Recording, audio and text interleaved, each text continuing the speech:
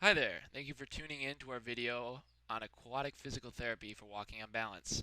During today's session, we're going to go over some techniques and ways that you can exercise in the pool to improve your balance on the ground.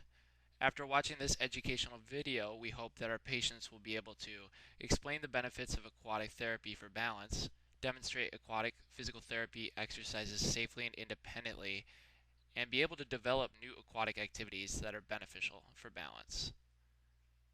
But before we get started, we should go over some contraindications, meaning you should not participate in aquatic therapy if you have a fever, active infection, you're incontinent of bowel or bladder, have high blood pressure, low blood pressure, or uncontrolled blood sugars. If you do have any of these things, you should consult your physician before beginning. Let's get started with our first exercise.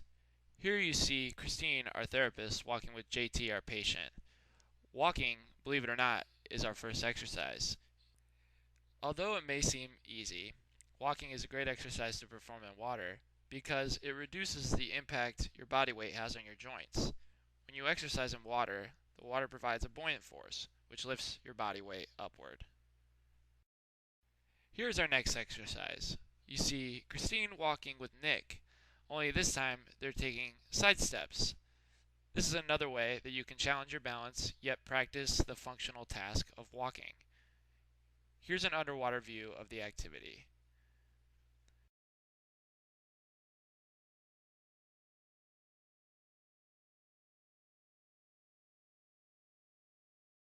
Next, we're doing a hurdling exercise.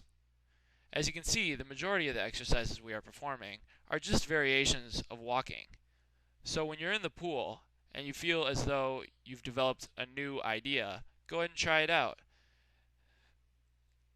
Almost anything you do while you're in the water can be considered an exercise.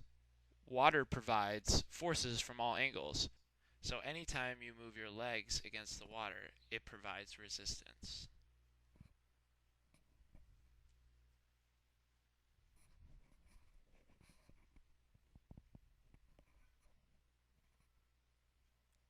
Here's our last variation on walking. This time, you see Josh performing marches. Here's an underwater view of the activity. As you can see, the main quality of a march is just bring your knee upward.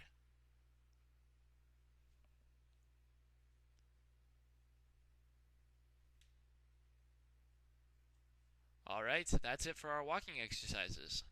Now we're moving on to strictly balance activities. Here, you can't see very well, but Nick is standing on one foot. So we provided an underwater view of the activity.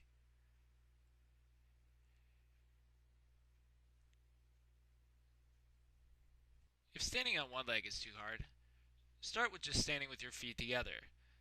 This still challenges your balance, but it's a little bit easier. After you'd mastered that, go ahead and try standing with one foot in front of the other.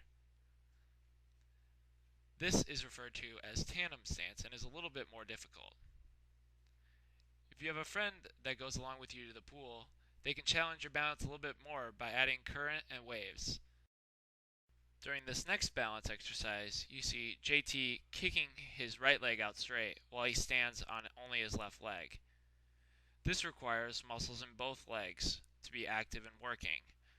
On the left side, his muscles that are used to stabilize are firing, and on the right side, the muscles that are used for kicking and for other important parts of walking are working. And here we see one last underwater view of our exercises. Christine is kicking out to the side and kicking backward. Although it's not the same exercise that JT was performing, it is a good exercise to perform because it works many of the different muscles of the hips. This is good because it will assist with both balance and walking. So what did we learn today? We learned that aquatics is a safe and effective way to improve both your walking and your balance. Exercising in an aquatic environment helps to reduce the forces on your legs. This frees you up to do some of the exercises that you wouldn't be able to do normally on land. Finally, it's easy to develop new exercises. So be creative and have fun.